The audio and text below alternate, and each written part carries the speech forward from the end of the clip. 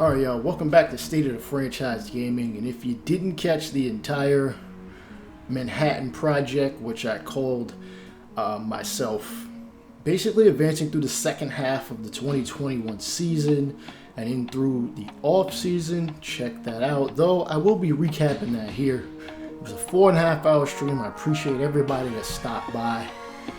Let's get into all the little things that happened. First things first, I did make the executive decision to do this because I've seen other series from other content creators and they move along a little faster now. I don't really care for simulating games, but I understand it's the nature of the beast. And MLB the Show, it's a 162 game season, so we gotta do what we gotta do to move along. I want to get through multiple seasons with this team. Even if I'd rather play most of the games, I will play some of the games. You will see that. I will simulate some, just because, again, we want to get through multiple seasons. In the 2021 World Series, the Dodgers have become two-time defending World Series champions going into 2022 by defeating the Minnesota Twins 4-1 in the World Series. Now you can say they kind of proved that 2021 was not a fluke because of the pandemic, but they were in the World Series 3 of the last 4 years, so clearly that was not the case.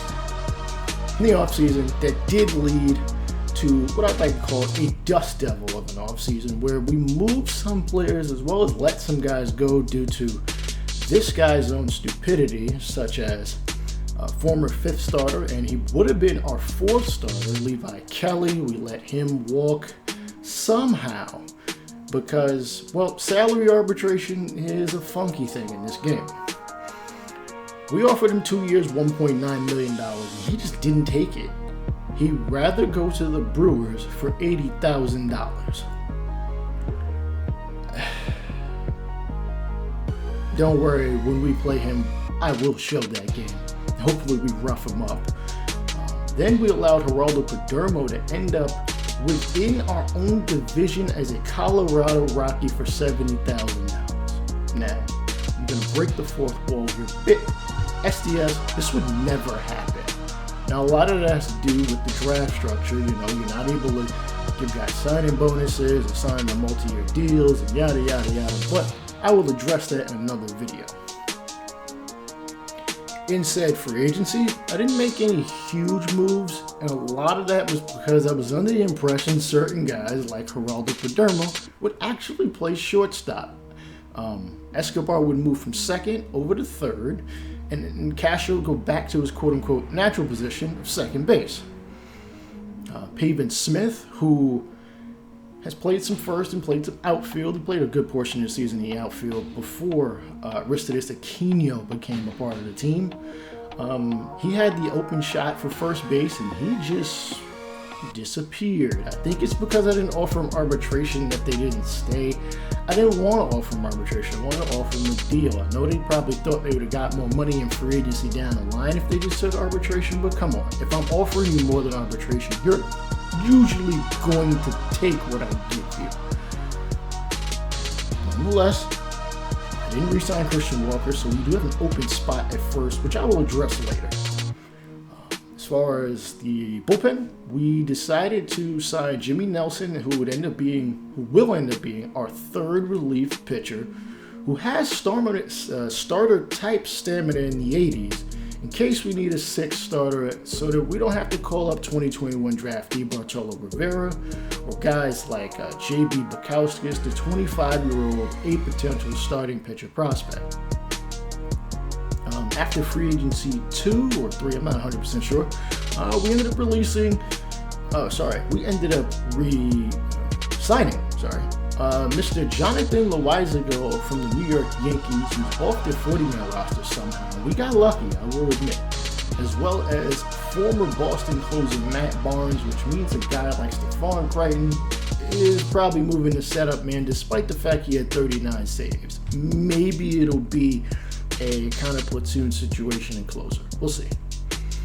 We also signed Marwin Gonzalez to a 1-year deal due to his positional versatility, though he will have some competition from a guy we just drafted, which you will see in the spring training video if you didn't already see it in the draft video about a couple weeks ago. So, while I was spicier than a Southwest pepper about some of the guys we lost, I think I may have ended up making it up to you guys in the Rule 5 draft, picking 4 players who are going to be on the roster for 2022 at the very least. Starting pitcher Rick Slade, starting pitcher Joey Murray to round out the rotation, Colin Posh as a reliever, and outfielder Ray Yee. And with that, those are basically all the major league moves. Any other moves I might have made are just going to be minor league moves.